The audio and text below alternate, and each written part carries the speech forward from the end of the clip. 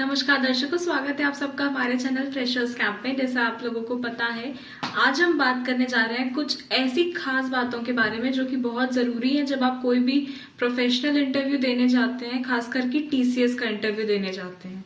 इसके बारे में कुछ खास जो बातें हैं उनके बारे में हम सारी जानकारी साथ ही साथ डिस्कशन करेंगे उनके ऊपर कि ये बातें क्यों जरूरी है। अगर आपने हमारे चैनल को अब तक सब्सक्राइब नहीं किया है तो नीचे सब्सक्राइब के साथ बेल बटन भी दबा दें ताकि आपको हमारे चैनल से लेटेस्ट अपडेट्स मिलती रहें। तो जैसा आप लोगों को पता है कि जो खास बातें हैं जो इंटरव्यू के दौरान बहुत ज्यादा नोटिस होती हैं और हमें जो कि हम एप्लीकेंट हैं उन्हें ध्यान देना बहुत जरूरी है, वो इस प्रकार होंगी कि सबसे पहली जो खास बात है वो ये है कि हमारा नेचर, हमारा बिहेवियर, साथ ही हमारे बात करने का तरीका, बीइंग पोलाइट। तो जैसे अगर हमारा नेचर, जैसे हम बात करते हैं, अगर हम इंटरव्यू देने जा रहे हैं तो हमें रूड बिहेवियर या फिर हमें बहुत ज्यादा आर्गुमेंटेटिव आंसर नहीं देना है। हमें इस बात का खास ध्यान रखना है कि जो हमारा बात करने का, जवाब देने का या वहाँ ऑफिस के बाकी कर्मचारियों के साथ जो बिहेवियर है वो बहुत पोलाइट और अच्छा रहे। साथ ही साथ जो हमारे आंसर्स हैं उनमें कहीं पर भी ये महसूस मत हो इंटरव्यू लेने वाले को कि हम इस बात से परेशान हो रहे हैं, घबरा रहे हैं या फिर हम चिड़चिड़ा रहे हैं या ये आंसर नहीं देना चाहते हैं। तो इस बात का ध्यान रखना जरूरी है। दूसरी जो हमारी खास बात है वो है प्रिटेंडिंग टू नो वेल।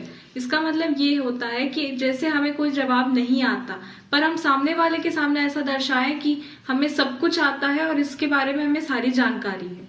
तो अगर सामने वाला आपका इंटरव्यू ले रहा है और अगर आप उससे ऐसा जताएंगे कि आपको सारी जानकारी है और अगर उसे आपके आंसर से लगा कि आपको जानकारी नहीं है तो वो आपके लिए खराब इंप्रेशन क्रिएट करता है। जैसे कि आपका नॉलेज अगर कम है, कई बार हम इंटरव्यू के लिए बहुत अच्छी तरह से तैयारी कर लेते हैं परंतु कुछ सवाल ऐसे होते हैं जो इसका जवाब हमें नहीं पता होता है। तो हमें उन चीजों पे ध्यान रखना है कि ऐसे जब हमारे पास प्रश्न आए जिनकी तैयारी हमने नहीं करी है या जवाब हमें नहीं पता है तो हम उसमें कोई ऐसी बात ना बोले या कुछ इस तरह का जवाब मत दें जो कि उस टॉपिक से बिल्कुल हटकर हो और इंटरव्यूअर को लगे कि हमें इसका जवाब नहीं आता या फिर हम उसका ध्यान भटकाने की या समय व्यर्थ करने की कोशिश कर रहे हैं। अब जो हमारा तीसरी चीज है वो ये है क्लैरिफिकेशन। अगर सामने वाले इंटरव्यूअर ने आपसे कोई सवाल पूछा और अगर आपको वो समझ में नहीं आया, मान लीजिए उन्होंने किसी इंग्लिश में पूछा और अगर आपको समझ में नहीं आया तो आप उन्हें कह सकते हैं कि माफ कीजिएगा, आप मुझसे हिंदी में यही सवाल पूछ लीजिए। या अगर आपको हिंदी में नहीं आया तो आप इंग्लिश में उन्हें पूछने बोल सकते हैं। तो जो भी सवाल अगर आपको समझ में नहीं आ रहा है तो आप उसके बारे में दोबारा उन्हें कहने या किसी दूसरे शब्दों में आपको समझाने के लिए जरूर कहें। आप उसमें जवाब नहीं दें या फिर उनसे सवाल दोबारा पूछने की जरूरत ना समझें या फिर उन्हें जो आपका नेचर, आप हेजिटेट करें क्वेश्चन पूछने में कि सर मुझे ये समझ में नहीं आया, आप मुझे समझा दीजिए। ये सारी चीजें भी आपके लिए बहुत खराब इंप्रेशन क्रिएट करती हैं और सामने इंटरव्यूअर को भी ये इंप्रेशन देती है कि इस इंसान को, जिसको क्वेश्चन समझ में नहीं आया, उसने दोबारा मुझसे पूछा भी नहीं है क्वेश्चन और कुछ गलत ही आंसर दे दिया उस क्वेश्चन का। इसीलिए हर क्वेश्चन का आंसर देने से पहले उस क्वेश्चन का मतलब जरूर से समझ लीजिएगा। कई बार होता है जैसे अगर उसने कुछ पूछा है क्वेश्चन में, अगर मीनिंग पूछा है और अगर आप डेफिनेशन या उसके तरीके या वैरायटी बता देते हैं तो इंटरव्यूअर को समझ में आ जाता है कि आप अपना कंसंट्रेशन नहीं रखे हुए हैं और आप इस क्वेश्चन को ठीक से नहीं समझ पाए। इसीलिए क्वेश्चन समझ लीजिए, उसके बाद ही आंसर दीजिए। अब जो चौथी चीज है जिसे हमें ध्यान रखना चाहिए वो है हमारा एंथुजियाज्म, एनर्जी, हमारे अंदर की उत्सुकता। अगर हम इंटरव्यू देने जा रहे हैं कोई बड़ी कंपनी जैसे टीसीएस वगैरह में तो हमें अपने अंदर एक एनर्जी रखनी है। अगर हम बहुत डल या बहुत लो फेज में जाते हैं तो वहां पे हमारा इम्पैक्ट अच्छा नहीं पड़ता है। सामने वाले को ये दर्शाता है कि शायद हम इंटरेस्टेड नहीं है इस नौकरी के लिए या फिर हमें उतनी एनर्जी नहीं है जितना वो अपने इस जॉब के एप्लीकेंट में चाहता है। जैसे अगर आप बहुत चिंता में हैं, बहुत डरे हुए हैं या फिर अगर आप अपने आंसर को लेके श्योर नहीं है कि जो आपने आंसर दिया वो सही है कि नहीं, ये सारी जो बातें हैं वो आपके चेहरे पर नहीं दिखनी चाहिए। यही एक बहुत अच्छे एप्लीकेंट की निशानी होती है। जो पांचवी बात है जो हमारे लिए जरूरी है वो ये है नॉट प्रोवाइडिंग डिटेल्स। अगर आपसे कोई सवाल पूछा गया है उसके बारे में आपको, जैसे अगर आप टीसीएस में या फिर किसी दूसरी बड़ी कंपनी में जाते हैं जहाँ पे आपको जैसे जावा या पाइथन वगैरह की लैंग्वेज के बारे में या फिर कोई और कोर्स की डिटेल के बारे में पूछा जाता है जिसमें वो आपसे डिटेल जानना चाहते हैं, उसमें अगर आप उन्हें आधा आंसर देते हैं या फिर आप उनका जिस फॉर्मेट में आंसर है उस फॉर्मेट में नहीं देते हैं तो वो भी आपकी इम्प्रॉपरनेस को दर्शाता है कि आप शायद ढंग से जवाब नहीं दे पा रहे हैं या फिर आपको इस चीज का ज्ञान नहीं है। और ऐसा भी कभी मत करिएगा दोस्तों कि आप अपनी मनगढ़ंत कहानियां वहां पे बता दें। हमेशा जो आंसर आपसे पूछा गया है उसको उसी तरीके से जवाब दें। अपनी कोई एजम्पशन कहानियां वहां पे मत सुनाएं, क्योंकि वहां पे लोगों का इससे टाइम व्यर्थ होगा, साथ ही साथ आपका इंप्रेशन भी खराब क्रिएट होगा। छठवीं जो चीज है जिसे हमें ध्यान देना है कि सेइंग नो। किसी भी चीज के लिए अगर आप एप्लीकेंट हैं तो ध्यान रखिए आपको ना नहीं कहना है।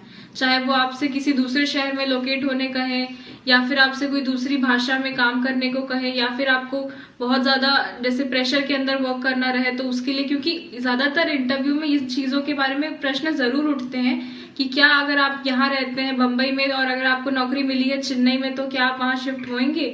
आपके लिए उस मोमेंट पे तुरंत ऐसा सोच लेना थोड़ा मुश्किल होता है, परंतु अगर आप वहां पे एप्लीकेंट है तो आपको ना नहीं कहना है, क्योंकि ये बड़ी कंपनियां हैं। तो यहाँ पे कभी भी वो आपको इस तरह की जॉब नहीं देंगे या इस तरह की लोकेशन पे नहीं भेजेंगे जहां आपके लिए सरवाइव करना मुश्किल हो जाए। हमेशा उनका जो वर्क एनवायरनमेंट है वो इतना अच्छा रहेगा ही जिससे आप वहां पे कंफर्टेबल लाइफ जी सकें, इसलिए मना बिल्कुल मत कीजिएगा। साथ ही साथ अगर वो आपसे पूछते हैं कि आप प्रेशर में वर्क कर सकते हैं क्या, तो आप जरूर हाँ करिए। कई बार होता है कि जैसे आपको ओवर टाइम काम करना पड़ता है, या फिर वीकेंड्स वगैरह पे काम करना पड़ता है, या कई बार हॉलीडेज वगैरह के लिए एक्सचेंज करनी पड़ती हैं ड्यूटीज, तो उस चीजों में आप बिल्कुल घबराइए मत। वो एक आध बार की बात होती है, रेगुलर बेसिस पे ऐसा नहीं होता है, इसलिए मना बिल्कुल मत कीजिएगा, या उस चीज के चलते अपने किसी भी जवाब में या आपके जो बॉडी का जेस्चर है उसमें परेशानियां मत आने दीजिएगा। जो सातवीं बात है हमें ध्यान देने की वो है फॉल्स इन्फॉर्मेशन। कभी भी अपने सीवी में, रेज्यूमे में या फिर अपने इंटरव्यू में कभी भी झूठी जानकारियां मत दीजिए कि आपने ये चीज करी है, वहां लिखी हुई है, और आपने ऐसी चीज नहीं करी है, क्योंकि कहीं ना कहीं जाके आगे आप उस चीज में पकड़ा जाते हैं और वो आपके लिए काफी खराब इंप्रेशन क्रिएट करती है, वो आपके लिए बिल्कुल ही नेगेटिव साइड में चली जाती है। इसलिए कभी भी फेक इन्फॉर्मेशन, फेक डिटेल्स मत प्रोवाइड कीजिए। जो आठवीं खास बात है वो ये है ट्राइंग हार्ड, मतलब बहुत ज्यादा आप कोशिश कर रहे हैं इस नौकरी को पाने के लिए, या इसके बिना आप जी नहीं पाएंगे, इस तरह का वहां पे एटीट्यूड मत दर्शाइएगा। भले ही वो नौकरी पाना आपके लिए बहुत जरूरी हो, परंतु आप सामने इंटरव्यू है कि ऐसा मत दर्शाइए कि आपके पास इसके अलावा और कोई ऑप्शन नहीं है। मैं ये नहीं कह रही कि आप इस तरह से बिहेव करिए कि आपको इसकी जरूरत नहीं है, आप बहुत सेल्फ सफिशिएंट हैं, परंतु ऐसा भी मत करिए कि बिल्कुल आप इस जॉब के बिना रह नहीं पाएंगे। उनके सामने जो आपका एटीट्यूड, जो आपका बॉडी लैंग्वेज है वो इतना परफेक्ट होना चाहिए कि उन्हें ये नौकरी देने में आपको खुशी हो, साथ ही साथ आप उनके लिए बेस्ट एप्लीकेबल कैंडिडेट रहे इस जॉब के लिए। जो नौवीं इस चीज में जरूरी बात है वो है आपका ड्रेस कोड। ऐसे कोई भी प्रॉपर हम ड्रेस कोड के बारे में बात नहीं कर सकते कि आपको जब भी इंटरव्यू देने जाना है तो आपको इस तरह के ही कपड़े पहनने हैं। वो आपकी टोटली जॉब और पोजीशंस पे डिपेंड करता है कि आप किस तरह के कपड़े पहने और किस तरह के नहीं। अगर आप टीचर की जॉब के लिए जा रहे हैं तो आप उस लेवल के, उस तरह के फॉर्मल ड्रेस पहने, और अगर आप पेंटर की जॉब के लिए जा रहे हैं तो आप उस तरह की ड्रेस पहने।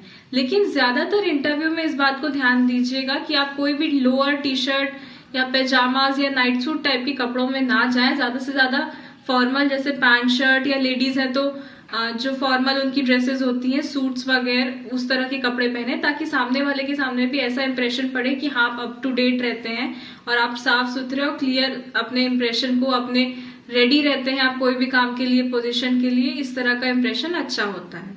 जो 10वीं और सबसे खास बात है जो हमें ध्यान देनी है किसी भी इंटरव्यू को देने से पहले, वो ये है कि आपके अंदर का कॉन्फिडेंस, जो कि बहुत नेसेसरी है। आपको हमेशा अपने इंटरव्यू के वक्त जब भी आप जाएं तो उस ऑफिस में या जो आपके इंटरव्यू लेने वाले हैं उन सबके सामने हमेशा स्माइल करते हुए एंटर करें, और साथ ही साथ आप इंटरैक्टिव रहें।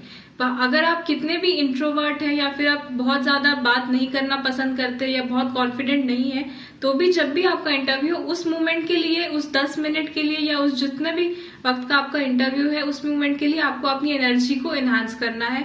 आपको उनके सामने ये बिल्कुल नहीं दर्शाना है कि आप ज्यादा बात नहीं कर सकते या बात करना पसंद नहीं करते। आपको इंटरैक्टिव रहना है, आपको खूब सारी कन्वर्सेशन करनी है, और वो जितने सवाल पूछे उनका जवाब देना जरूर है। ये कुछ खास बातें थी दोस्तों जो आपको इंटरव्यू देने के लिए ध्यान में रखनी चाहिए। और अभी क्योंकि टीसीएस वगैरह के इंटरव्यू चल रहे हैं, टीआर, एचआर और पीआर राउंड, तो इसमें आपको ये सारी बातें ध्यान रखने से आपके लिए काफी बेनिफिट होगा। आशा करते हैं ये वीडियो आपके लिए उपयोगी रहा होगा। धन्यवाद। अगर आपको ये वीडियो पसंद आई हो तो कृपया लाइक, शेयर, सब्सक्राइब और कमेंट करना ना भूलें।